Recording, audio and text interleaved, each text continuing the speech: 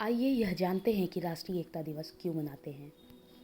लौह पुरुष के नाम से जाने जाने वाले, आज़ादी के बाद भारत को अखंड भारत में बदलने वाले सरदार पटेल के जन्म दिवस को एकता दिवस के रूप में मनाने की शुरुआत वर्ष 2014 से प्रधानमंत्री नरेंद्र मोदी ने की।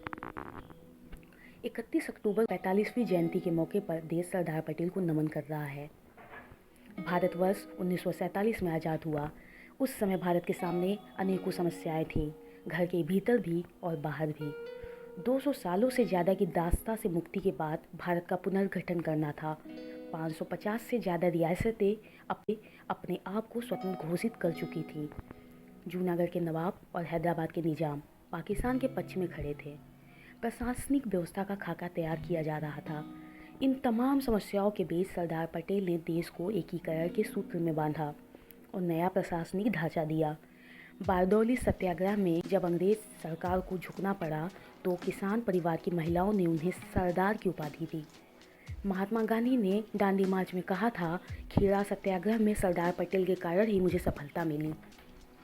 उन्हीं की वजह से दांडी में मैं भी हूँ। अखंड भारत के निर्माण पर उन्हें लौह पुरुष की उपाधि मिली तो किसी भारत का बिस्मार्क कहा।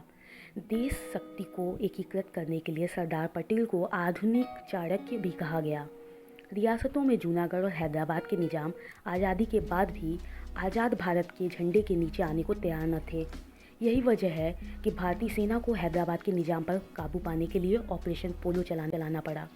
हालांकि जम्मू कश्मीर को अंतर्राष्ट्रीय मुद्दा बताकर प्रथम प्रधानमंत्री पंडित जवाहरलाल नेहरू ने अपने पास रख लिया, जिस पर सरदार पटेल ने कहा था, यदि जम्मू और कश्मीर का मुद्दा मेरे पास रहता तो इसका समाधान करने में मैं इतना समय नहीं लगाता। वे देश को आगाह करके गए थे कि जम्मू कश्मीर का भारत में पूरी तरह एकीकरण ही एकमात्र उपाय है।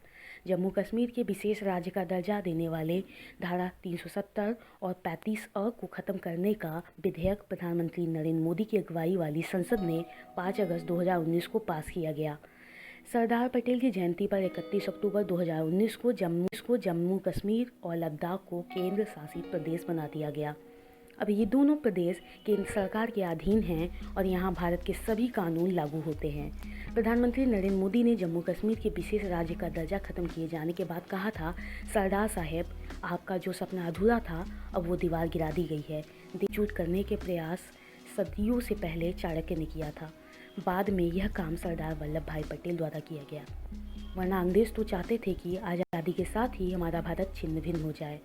सरदार वल्लभ भाई पटेल ने कहा था, हम भारतीयों को ये भूलना होगा कि वो किस जाति या वर्ग से हैं।